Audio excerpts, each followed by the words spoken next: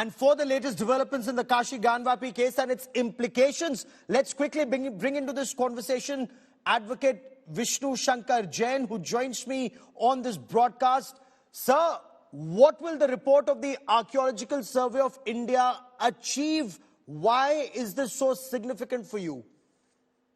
See, the report of the Archaeological Survey of India has been filed before the Honorable District Court of Varanasi after a detailed survey of 92 days.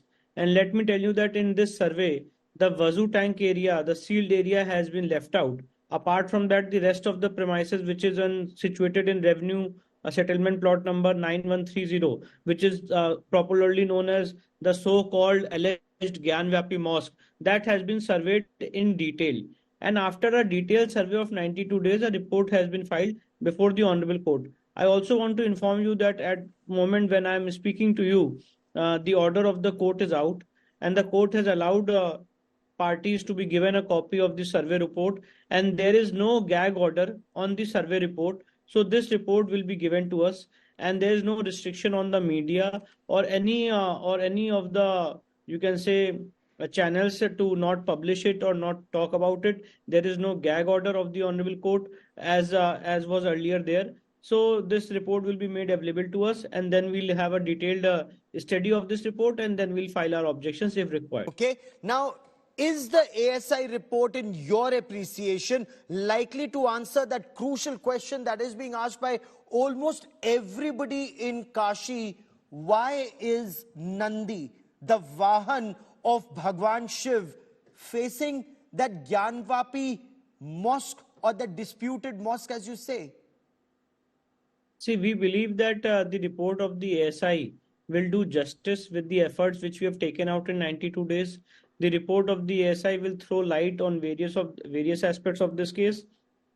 And let me tell you that in the ASI survey, 350 artifacts were found which were sealed, which were given by the ASI to the District Magistrate of Varanasi, and which are still in the possession and custody of District Magistrate Varanasi. From this so-called Gyanvapi Mosque, 350 artifacts have been found. And all the artifacts are, you can say, telling us that it's a remains of a Hindu temple. So many artifacts have been found. Lot of murtis have been found of various Hindu god and goddesses. All those idols have been given to the District Magistrate of Varanasi. Many other proofs have been found. So we are waiting for the actual copy of the survey report.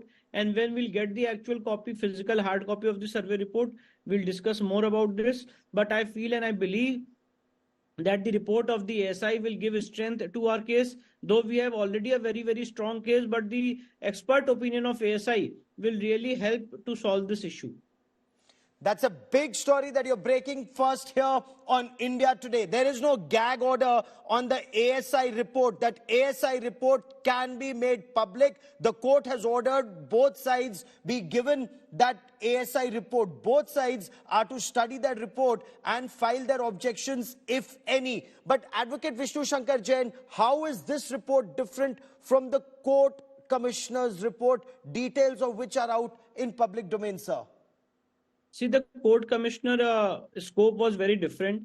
And that was a survey which was conducted under Order 26 Rule 9 of the CPC, wherein the advocate commissioner was given a task to go and study the structure, to do photography and videography. And after studying the structure as it is, then they have to submit a report before the Honorable Court. And during that survey, let me tell you that shivling was found, various images and of Hindu deities were found. But in this survey of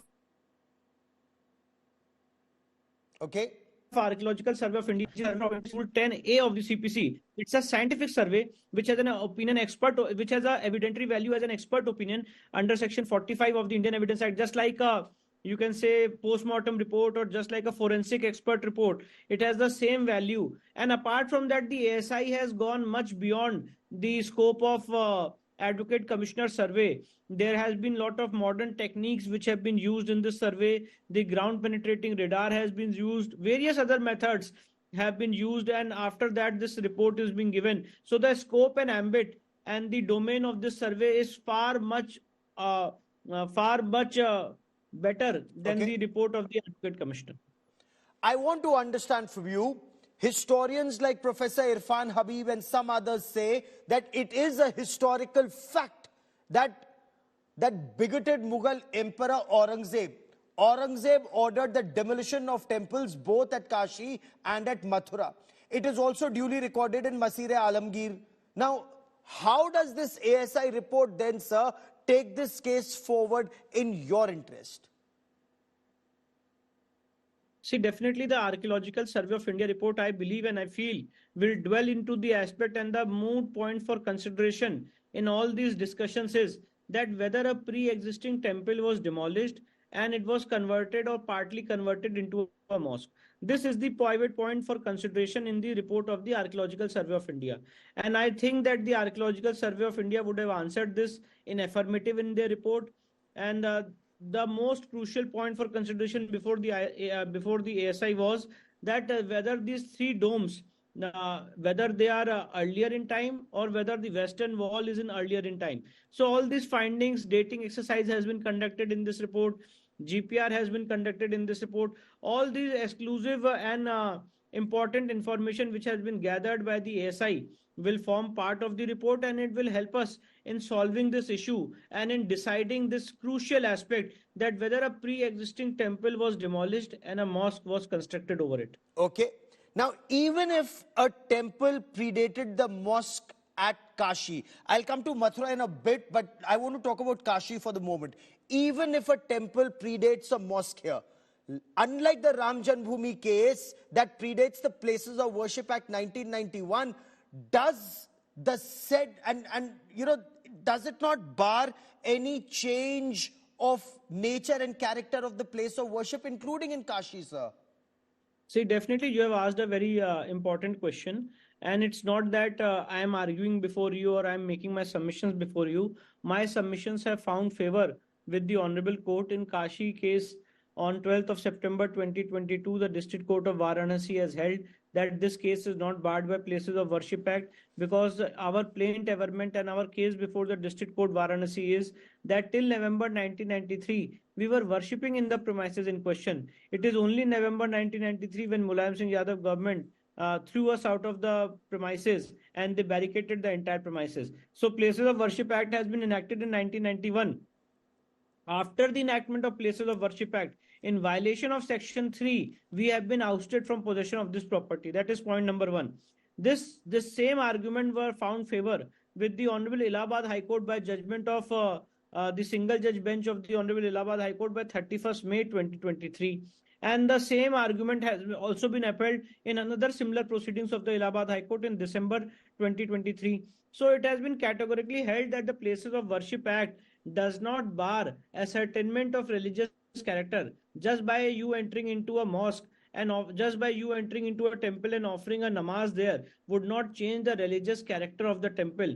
And that's the interpretation of correct interpretation and legal interpretation of the Places of Worship Act. Therefore, we feel and we believe that the Places of Worship Act is not a bar in the case of Kashi and Mathura, and definitely we have been given a right to lead our evidence. The SI has submitted its report, and in future also we will lead our documentary and oral evidence, and then the matter will be decided by the Honorable Court. And sir, what is then your next course of action once you've gone through this report? Will you seek unhindered access for Hindu pilgrims and devotees?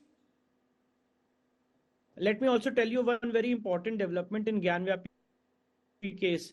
If you were right now discussing about the Nandi, which is existing outside the so-called mosque, right in front of Nandi, which is on the southern side of the so-called mosque, there is a Taikhana of Vyas Parivar, in which Vyas Parivar used to worship till November 1993. I am just informing you that there has been a judicial order passed by the court, by the District Court of Varanasi on 17th of January, wherein the District Court has directed the District Magistrate to take over the possession of the Vyas Parivar Taikhana.